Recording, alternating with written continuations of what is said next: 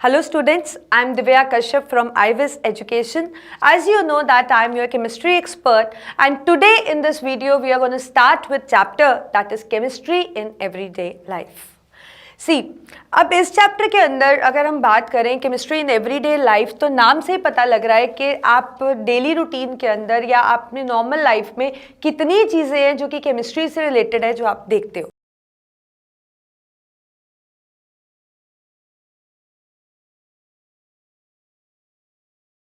आपको पता है ऑलमोस्ट हर जगह पे केमिस्ट्री है, हर जगह पे। आप देखिए, आप पेस्टिसाइड्स की हम बात कर लें, इंसेक्टिसाइड्स की बात कर लें, आप फॉर एग्जांपल यूटेंसिल्स यूज़ करते हो घर के अंदर, नॉन स्टिक पैन्स यूज़ करते हो, टेफ्लॉन कोटेड वगैरह, वो भी तो सब केमिकल से ही बने होते हैं, वहाँ भी तो केमिस्ट्री आ जाती है। सोप्स एंड डिटर्जेंट्स यूज़ करते हो बेदिंग के लिए, तो वहाँ पे भी वो केमिकल्स मतलब केमिस्ट्री का यूज़ होता है। लाइकवाइज अगर हम बात करें हमारी अपनी बॉडी की बात करें तो आपको पता है हमारी बॉडी में कितने सारे केमिकल रिएक्शंस हो रहे हैं, केमिकल्स भी हैं और केमिकल रिएक्शंस भी हो रहे हैं, जिनकी वजह से हमें क्या मिल रही है, energy, so that we can carry out different activities.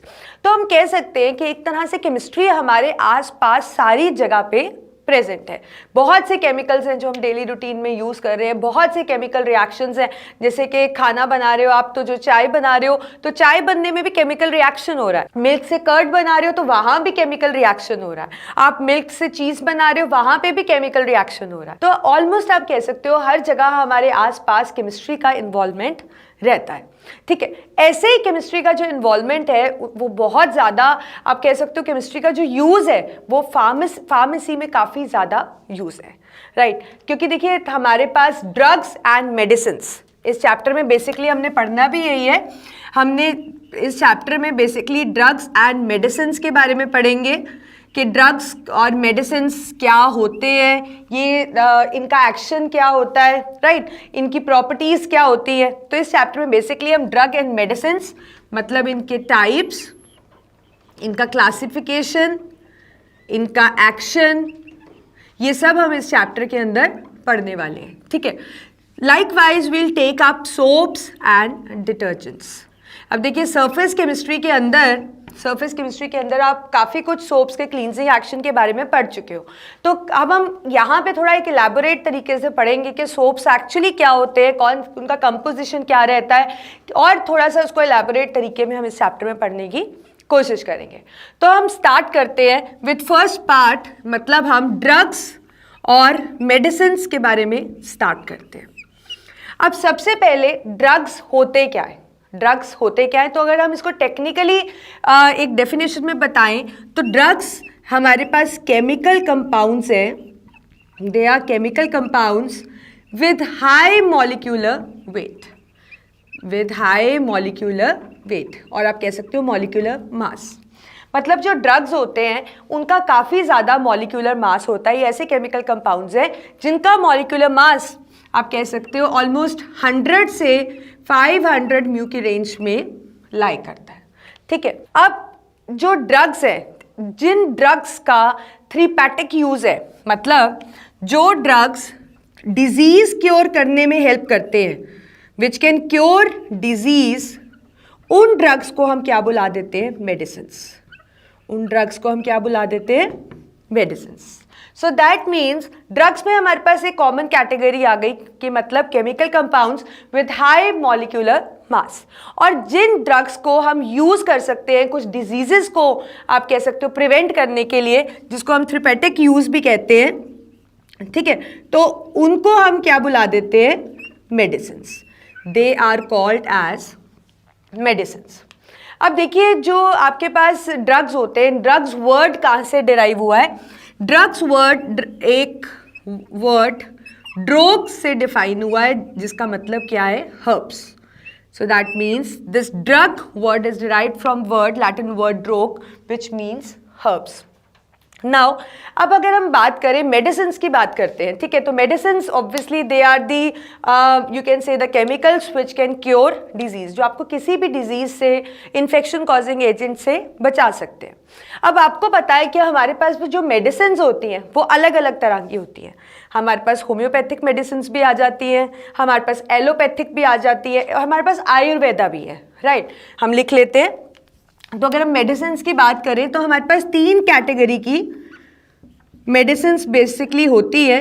One is homeopathy, और यू कैन से homeopathic medicine, other is allopathic, और तीसरी हमारे पास आ जाता है आयुर्वेदा, और यू कैन से आयुर्वेदिक मेडिसिन।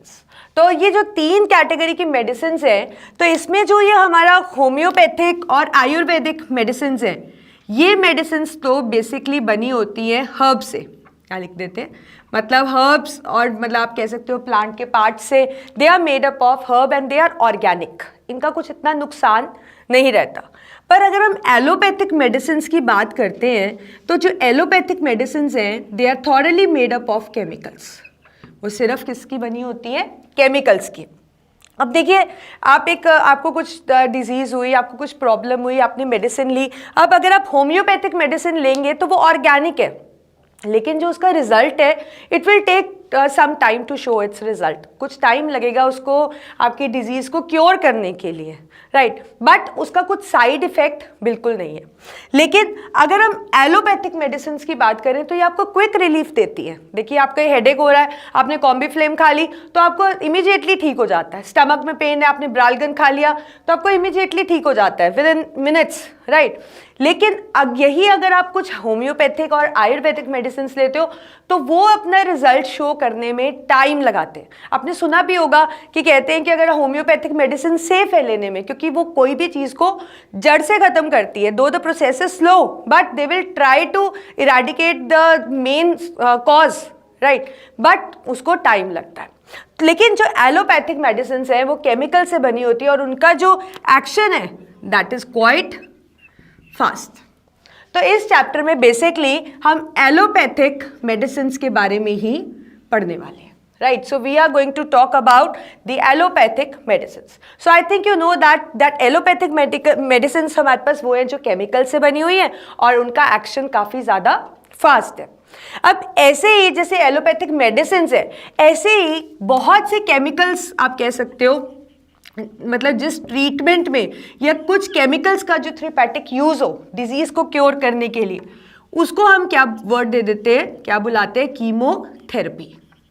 क्या बुलाते हैं, chemotherapy. And as you all know that chemotherapy का जहाँ पे नाम आता है वहाँ पे हम इसको रिलेट कर लेते हैं कि कैंसर की बात हो रही है, राइट। क्योंकि वहाँ पे क्या होता है, कीमोथेरेपी के अंदर बहुत सारे केमिकल्स इंजेक्ट किए जाते हैं बॉडी के अंदर, ह्यूमन बॉडी के अंदर, राइट।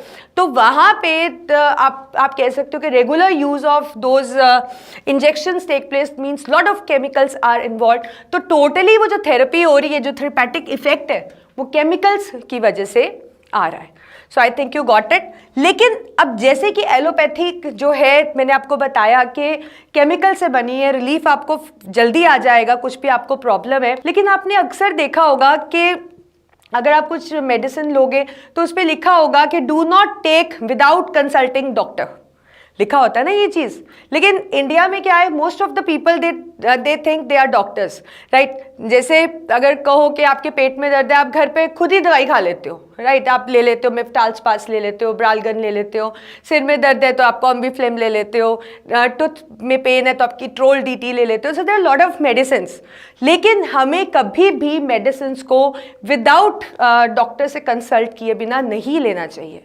उसके काफ़ी रीजंस होते हैं, क्योंकि देखिए हो सकता है कि कोई मेडिसिन मेरी बॉडी पे सही से काम कर रही है पर दूसरे की बॉडी पे सही से काम ना करे, और होता है अक्सर ऐसा। उसका रीज़न ये है क्योंकि देखो, अगर कुछ प्रॉब्लम है तो इन केमिकल्स ने एक्ट करना है हमारी बॉडी में जो कारण है डिजीज़ का, मतलब इनका जो टारगेट होगा हमारी डिजीज़ का, जो कि हमें फॉर एग्जांपल अगर स्टमक एक हो गया, ठीक है, तो स्टमक किस कारण पेन हो रहा है, तो ये जाकर ये अगर हम इसको कंज्यूम करेंगे तो ये स्टमक की सेंसेस को वीक कर देगी, ताकि जो आप कह सकते हो कि जो पेन है, पेन का जो मैसेज है वो हमारे ब्रेन तक नहीं पहुंचेगा।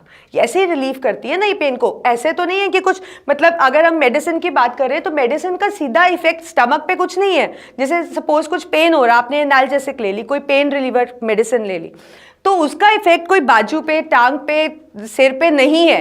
सारा का सारा इफेक्ट जो पेन हो रहा है वो आपको यहाँ से हो रहा है, राइट। मतलब जो भी चीज़ फील हो रही है वो सेंसेस आपके ब्रेन तक जा रही है और ब्रेन आपको महसूस करा रहा है कि यस लाइक आपके यहाँ पे दर्द है, आपको यहाँ पेन हो रहा है या कुछ हो रहा है। अगर उन सेंसेस को किसी तरीके से ख़त्म कर दिया जाए तो कुछ देर के लिए आपको लगता है कि नाउ आई एम ओके, मुझे ऐसी कोई प्रॉब्लम नहीं है, मैं मतलब I am feeling fine now after taking medicine. So इस कहने का मतलब है कि ये जो एलोपैथिक मेडिसिन हैं ये टारगेट पे काम तो करती हैं, लेकिन अगर सपोज आप कहो कि किसी चीज़ को ठीक कर रही है तो जो दूसरी चीज़ें हमारी बॉडी में प्रेजेंट है उस पे इनका साइड इफेक्ट हो सकता है। एक के ऊपर गुड इफेक्ट हो गया। फॉर एग्जाम्पल इसको थोड़ा सा और इलैबोरेट करते हैं। एलोपैथिक मेडिसिन जब हम कंज्यूम करते हैं तो हमारी बॉडी में जहाँ पे ये एक्ट करती है उनको हम क्या बुलाते हैं? टारगेट। उनका टारगेट। अब ये टारगेट होते कौन है? टारगेट होते हैं मैक्रो मॉलिक्यूल्स। टारगेट कौन होते हैं? Macro molecules. ये मैक्रो मॉलिक्यूल्स कार्बोहाइड्रेट भी हो सकते हैं, फैट्स भी हो सकते हैं, प्रोटीन्स भी हो सकते हैं, न्यूक्लिक एसिड भी हो सकते हैं, राइट। यही है ना आपकी बॉडी के अंदर present. So it can be lipids also. तो ये मैक्रो मॉलिक्यूल्स के अंदर कुछ प्रोसेसेस सही से नहीं हो रहे, तभी that is a cause of disease in you, तभी हमें कुछ डिस्कम्फर्ट हो रहा है ना। तो ये मेडिसिन्स क्या करती हैं? ये मेडिसिन्स यहाँ पे इन मैक्रो मॉलिक्यूल्स पे, जो मैक्रो मॉलिक्यूल्स हमारे सही से अपना बायोलॉजिकल प्रोसेस नहीं कर पा रहे, उन पे जाकर एक्ट करती है और उनकी प्रोसेस को सही करने में हेल्प करती है, राइट। अब इस मैक्रो, सपोज मैं कहूँ कि इस मैक्रो मॉलिक्यूल का पे तो इसने इफेक्ट अच्छा कर दिया, इसका बायोलॉजिकल प्रोसेस जो डिफेक्टिव हो रहा था, ठीक नहीं हो रहा था, जिसकी वजह से आप डिस्कम्फर्ट थे, वो चीज़ सही हो गई। बट मे बी कोई और मैक्रो मॉलिक्यूल पे एक गलत इफेक्ट दिखाए, एडवर्स इफेक्ट दिखाए। तो हर मेडिसिन का कुछ ना कुछ साइड इफेक्ट तो पक्का से पक्का होता ही है। तभी कहते हैं कि आप कोई भी मेडिसिन डॉक्टर से कंसल्ट किए बिना बिल्कुल नहीं लो, because these are chemicals, so they have lot of side effects. तो मेडिसिन का बहुत ही ज़्यादा साइड इफ़ेक्ट्स रहते हैं। अब आपको पता ही है कि ये मेडिसिन जो है, फॉर एग्जांपल अगर आपको कुछ भी प्रॉब्लम हो रही है तो आप मेडिसिन लेते हो, तो वो मेडिसिन कैसे इंट्रोड्यूस होती हैं आपकी बॉडी के अंदर? या तो आप ओरल खाते हो उसको, या तो आप खा लेते हो। कुछ मेडिसिन तो हमारे पास ओरल कंज्यूम हो जाती हैं कि सिंपल आप उसको पानी के साथ ले लो और आपकी बॉडी के अंदर चली जाती है, या फिर आप उन मेडिसिन को इंजेक्शंस की फॉर्म में लेते हो। उन मेडिसिन को किस फॉर्म में लेते हो? इंजेक्शंस की फॉर्म में। और आपको पता है इंजेक्शंस भी हमारे पास अलग अलग तरह के होते हैं। कुछ मेडिसिन तो इंटरमस्कुलर इंजेक्शंस लगते हैं, कहीं केस में तो इंजेक्शंस क्या लगते हैं? इंटरमस्कुलर, मतलब कि मसल के अंदर लगते हैं, आर्म में लग गए, आपके हिप पे लग गया, तो इंट्रामस्कुलर तरीके से उसको इंजेक्ट आपकी बॉडी में किया जाता है। और कुछ इंजेक्शंस जो होते हैं वो आईवी होते हैं, मतलब इंट्रावेनस, मतलब डायरेक्टली आपकी वेन के अंदर इंजेक्ट की जाती है मेडिसिन। मतलब वो जो केमिकल है जिसने आपको पेन से या किसी भी चीज़ से, इन्फेक्शन से बचाना है, that is introduced into the directly into the blood. आपकी वेन के अंदर ही वो इंजेक्शन लगाए जाते हैं। कुछ इंजेक्शंस हमारे इतने डीप लगाए जाते हैं कि आप कह सकते हो कि सब क्यूटेनियस लाइनिंग के अंदर लगाए जाते हैं। मतलब जो आप इसको कह सकते हो काफ़ी डीप, मतलब ये जो इंजेक्शंस है इनको काफ़ी डीप इंजेक्ट किया जाता है, हमारी स्किन की काफ़ी लेयर्स के अंदर जाकर इनको इंजेक्ट किया जाता है। तो ये अलग अलग तरीके हैं जिनसे हम इंजेक्शंस को, या आप कह सकते हो मेडिसिन को इंजेक्ट कर सकते हैं। May be it is orally consumed और थ्रू इंजेक्शंस इंट्रामस्कुलर और इंट्रावेनस।